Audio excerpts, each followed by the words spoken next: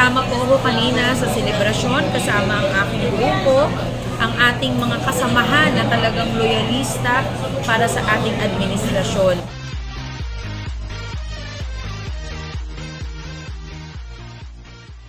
Paano nagkaroon ng Araw ng Kalayaan mula sa Kawit Cavite na naging ng isang Pilipino. Nakakatuwa kasi ipinamalas niya lahat simula nung una sa kampanya ng tatay niya, sa kanyang gobyerno. Alam na alam pa ng BBM. At higit sa lahat, dito sa Maynila, ginanap yan ng Independence Day, June 12. Sana yung mga uupo sa June 30, ma-adapt din na gusto rin ng mga taong bayan ang tunay na kalayaan para naman magkaroon ng maayos na lungsod ang Maynila. Maraming salamat. Okay. Sa ating mahal na Mayora si Ma'am Mara Tamundong, kasama po namin siya sa Bantay Mara Tamundong na umattend po sa ika-127th year na kaaraw ng Kasarinlan, June 12, 2025. Maraming salamat din po sa ating mahal na Presidente na tunay na gumagawa at ginagawa ang lahat ng kanyang makakaya para sa tunay na pagbabago ng Pilipinas. At mahal na Pangulo, nandito po kami para suportahan po ang programa mo, ang mga adhikain mo para sa mga Pilipino at mamamayan na nagtitiwala at sumusuporta sa iyo. Mahal ka po namin. Solid po ang mga Pilipino na loyalista na mangunguna po para paglaban ka. Hanggang sa huli, mahal na Pangulo, BBM. Salamat po. Salamat kay Ma'am Mara sa binigay niya sa ating food, sa oras, at sa bagong kalayaan natin sa araw na ito. Sa mga magagandang programang pinakita ng mga taga-Maynila. Sana sa susunod ulit, ganun pa rin. Salamat po. Ang masasabi ko lang sana, maging malaya na rin tayo dun sa mga korupsyon na nangyayari sa ating bansa. Mawala na yung mga korupsyon na yun na laging pinag-uusapan. Lagi-lagi na lang, wala nang laman ng media, kundi sa korap. Mga mahal naming umahawak ng ating bansa, mula sa baba hanggang sa taas, sana po mawala na yung korupsyon. Maging malaya tayo sa pagkakorap. Yun lang po. Maraming salamat. Gandang araw sa inyong lahat. Unang-una nagpapasalamat ako kay Ma'am Mara Tamundong, yung aming mayora ng Maynila. Kahit na kami nabigo na siya ay may panalo, siya pa rin ang aming mayora. At itong Independence Day, kami nagpapasalamat sa inyo, Pangulong Marcos, na sumusuporta kayo sa aming mga adigay.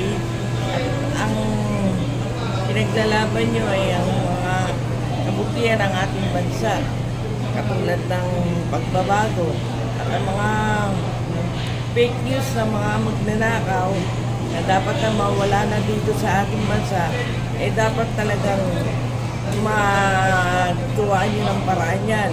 At ang impeachment kay Sara Duterte, sana'y matuloy na po. Salamat po. Napakalaking bagay yung pag-attend natin itong June 12 Independence Day sa pag-imbita ni Ma'am Mara. Nagkaroon tayo ng idea regarding doon sa mga kanya-kanyang layunin ng mga probinsya katulad ng mga kapistahan sa Dinagyang, Iloilo, at sa Antipolo. Nagkaroon tayo ng magandang idea at nakita natin kung paano ipakita ni Presidente BBM sa ating mga Pilipino na paano niya mapapaganda pa ang maganda at maging masaganang kalayaan dito sa atin sa Pilipinas.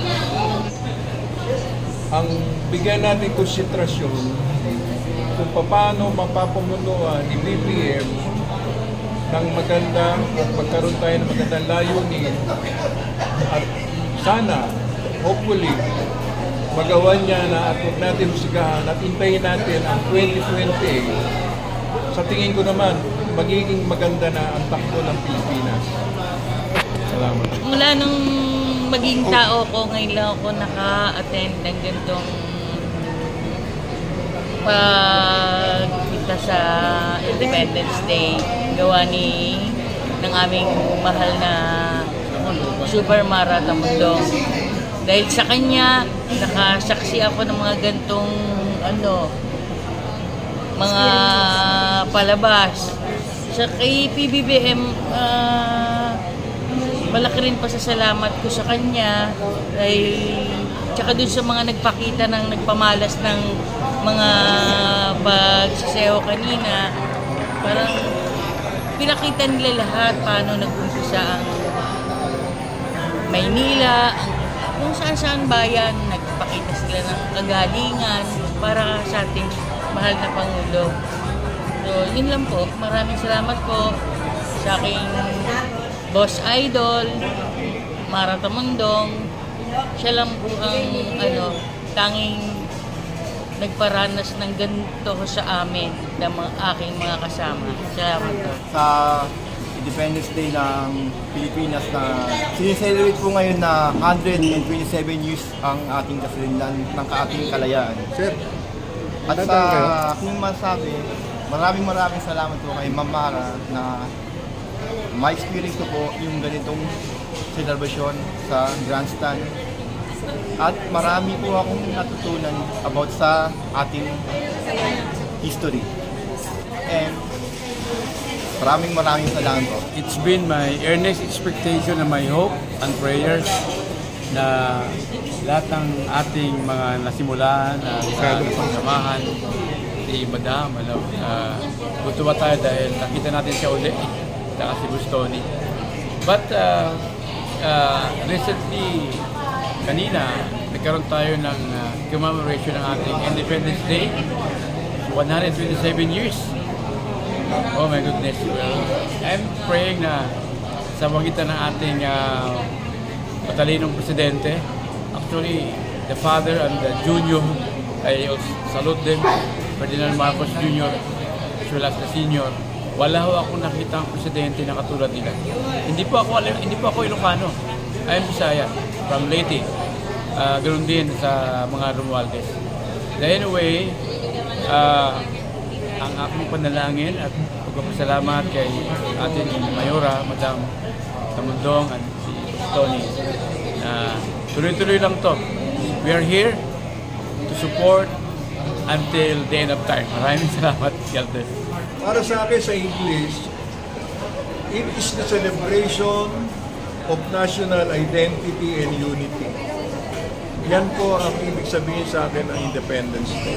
Unang-una, Happy Independence Day sa buong Pilipino dahil yung nakamtan natin na kalayaan mula noon hanggang ngayon ay talaga namang tinatamasa nating lahat kasi yung kalayaan na yan ang nagbigay sa atin ng karunungan na malaman yung halaga ng ating pagkatao, yung pagiging Pilipino natin. Bakit ba natin kailangan pahalagahan ng bawat isa at bakit ba kailangan natin pahalagahan ng ating bansa?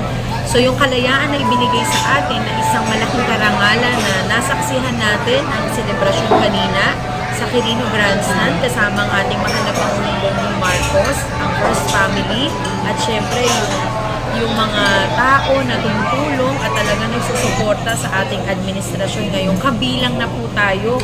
Kasama po ako kanina sa selebrasyon, kasama ang aking grupo, ang ating mga kasamahan na talagang loyalista para sa ating administrasyon. Yung experience kanina ay napakaganda sapagkat once in a lifetime opportunity na masaksihan natin at maramdamang muli na ang kalayaan ay pinagdiriwang natin dahil ang kahalagahan po nito, yung paghihirap na nakamtan ng kalayaan para sa atin ay talaga namang nagbigay at nagdulot ng magandang inspirasyon sa bawat Pilipinong katulad ko. Kaya sa aking mga kasamahan kanina, maraming salamat sa oras na ibinigay ninyo para kayo ay maka-attend at ako ay mapabilang dito na makasama kayo para sa isang mahalagang selebrasyon sa ating bansa. At syempre maraming salamat sa ating mahal na Pangulong Bongbong Marcos sa oportunidad na ibinigay niya na tayo ay makaupo sa kanyang hilera, doon sa kanyang likuran, na kung saan nasaksihan natin ang iba't ibang presentasyon na galing pa sa iba't ibang lugar. Dito kasi pinapakita na ang bawat lugar sa Pilipinas ay nagsisimbolo ng magandang kultura nating lahat. So dito naramdaman ko na ang hiling ko talaga na ang Manileño at ang Maynila ay mapabilang sa susunod na presentasyon, dahil dito mabubuhay muli yung magagandang tanawin na inaalagaan at dapat alagaan natin sa Maynila, at yung kultura ng isang Manileño na magpapanatili hanggang sa ating kabataan yung kahalagahan ng pagiging isang Pilipino. Kaya masayang-masaya po ako. Actually, ngayon ay alas 6 na ng hapon, mula kaninang alas 4 ng madaling araw hanggang ngayon po, kami ay magkakasama at nagkwentuhan at nag-usap tungkol sa mga mahalagang bagay na nais namin maibahagi pa sa ating mga kababayan. Kaya naman isang makabuluhang araw na hindi ko makakalimutan, at marahil hindi rin makakalimutan ng ating mga kasamahan kanina. Kaya masaya po ako talaga. Parang sabi ko nga, ito na yung regalo nila para sa aking darating na birthday. Kasi ang hiling ko lang naman ay hindi pansarili, kung hindi yung kabutihan ng bawat Pilipino sa buong Pilipinas, na sana sa kabila ng pinagdaraanan nating pagsubok, internal man o external, ay maging maayos na lahat. At panalangin at dasal ko talaga na maging maayos ang lahat ng pinagdaraanan natin, na muling magkaroon ng pagkakaisa at pagmamalasakit para sa Manileño. Alam ko kung matagal-tagal, isang buwan mahigit na wala po ay nakita ninyo, kasi right after election, ako po ay nagpahinga at nagbigay din ng daan para kahit paano manumbalik din yung kasiglahan ko. Pero nagpapasalamat ako muli sa ating mga kasamahan, lalo na sa inyong dalawa, na talagang full support kayo at walang tulog. O di ba, wala pang tulog yung itsura niya, wow. So sana po sa mga susunod pa ng mga okasyon ay patuloy po natin suportahan, at talaga namang isusulong po natin na suportahan po natin ang administrasyon para naman magkaroon talaga ng peaceful at talagang malayang bansa ang Pilipinas. Kaya muli, Happy Independence Day sa inyong lahat at magandang gabi. Thank you so much, mga